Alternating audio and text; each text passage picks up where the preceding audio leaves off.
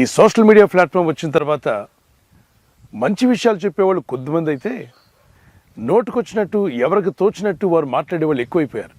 దీనివల్ల మేలు కన్నా ప్రమాదం ఎక్కువగా ఉన్నట్టుగా మనకు తెలుస్తుంది. నిందలు వేయడంలో, అలిగేషన్స్ చేయడంలో, అవమానకరమైన మాటలు నిష్కారణంగా నిజమనేటువంటి నిర్ధారణ చేసుకోకుండా, ఎలాంటి ఆధారాలు లేకుండా, ఏ దోషము చేయని వారి మీద థంబ్నెయిల్స్ పెట్టి ఎవరి ఫోటోలు పడితే వాళ్ళ ఫోటోలు వాడుకుంటూ వాళ్ళ పర్మిషన్ లేకుండానే వాళ్ళ మీద నిందలు వేయడానికి ప్రయత్నం చేస్తున్నటువంటి నేటి లోకం చాలా భయంకరమైన స్థితిలో ఉంది. దేవుని తీర్పులు కూడా అంత భయంకరంగా ఉంటాయి. సృష్టికర్త అయిన దేవుడు అన్నాడు, లేని వార్తను పుట్టించకూడదు, నా సమాజంలో కొండెగాళ్ళు కొండెగత్తలు ఉండకూడదు. కొండెములాడుట దేవునికి విరోధమైనటువంటి పని.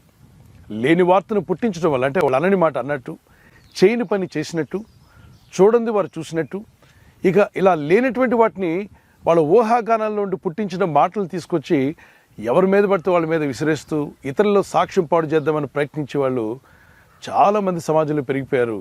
అందులో ఒకటే ఈరోజు మనం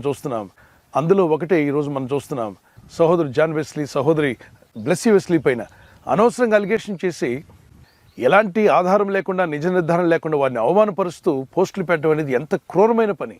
అక్కడక్కడ